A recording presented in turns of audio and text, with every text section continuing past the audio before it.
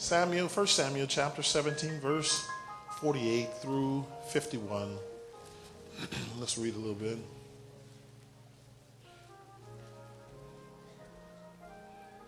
First Samuel chapter 17, verse 48 through 51. Let's read it together. And it came to pass when the Philistine arose and came and drew nigh to meet David, that David hastened and ran toward the army to meet the Philistine. And David put his hand in his bag and took thence a stone and slang it and smote the Philistine in his forehead, that the stone sunk into his forehead, and he fell upon his face to the ground. So David prevailed over the Philistine with a sling and with a stone, and smote the Philistine and slew him. But there was no sword in the hand of David. Therefore David ran and stood upon the Philistine, and took his sword and drew it out of the sheath thereof, and slew him, and cut off his head therewith. And when the Philistines saw their champion was dead, they fled. Thank God for hearing and reading of his holy word. Look at your neighbor and say, neighbor, confront the hard things, so blessings will overtake your life.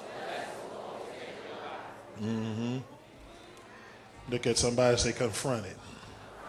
You may be seated.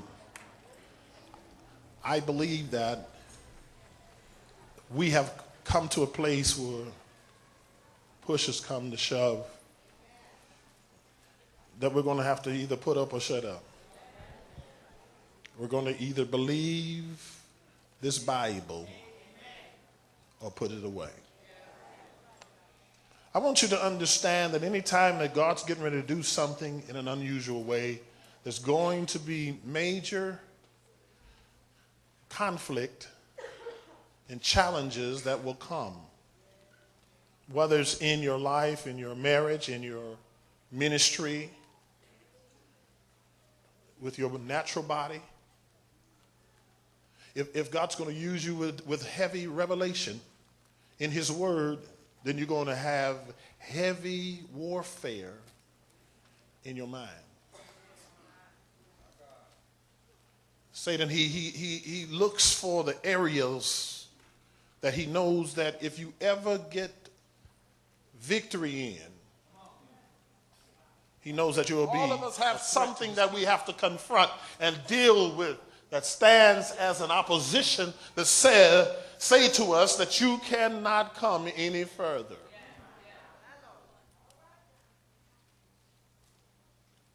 We're in a state now that the enemy is trying to make the believer buy into a lie. Watch this.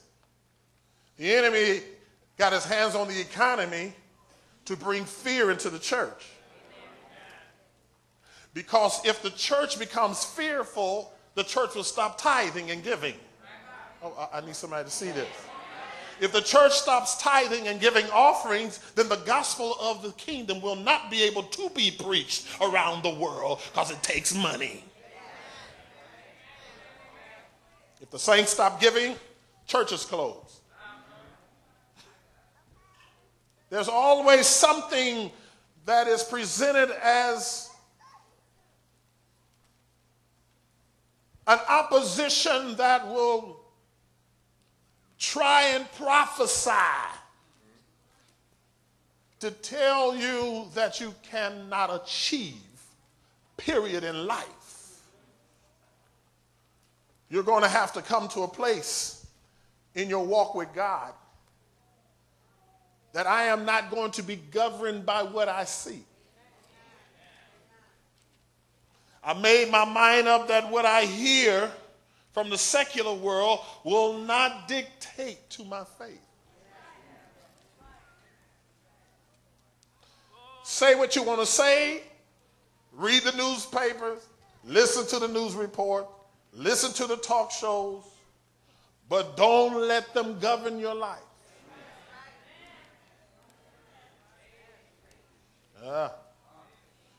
If your faith is solely dependent and your prosperity and progress is solely dependent upon what The secular views are you will not walk by faith. You will walk by sight. And you're going against the word. The word of the Lord said the just shall live by his faith. For we walk by faith and not by sight. Which keeps us in a place that even though we are being challenged, we have to make up in our mind, am I going to be matured enough to trust what God says, or am I going to just go with what everybody else is saying? Somewhere we're going to have to make up our mind and make a decision that I am not going to trust God based on convenience. My trusting in God is not based on everything being right before I trust him. True faith is when I have pain in my body, I am still healed, because that's what I confess. I confess what his word says, not what the doctor's report says. You got to make up our mind. Which way are we going with this thing? Because we're going to constantly be tried and challenged with opposition. Please understand this. Opposition that comes, that's so big. So you got to understand the kind of opposition that you're facing now are oppositions that has a lot to deal with your destiny. The devil is not bringing something little now. He's bringing things that's going to, it could bring you to a point of challenging your stability in life. Unto the point that you just say, well, I don't know. He got you at a point where see, all of us have been driven to a place of, I need somebody to be real with me. Because see, Jehoshaphat got to that point of, till he feared. Oh, come on, somebody. Then the Bible said he set himself. But his emotions were affected by.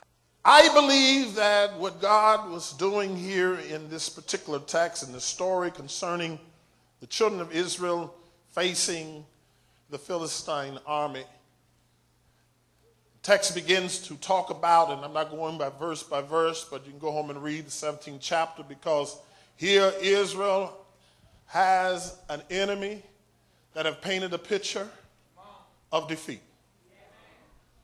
You will not prevail against us.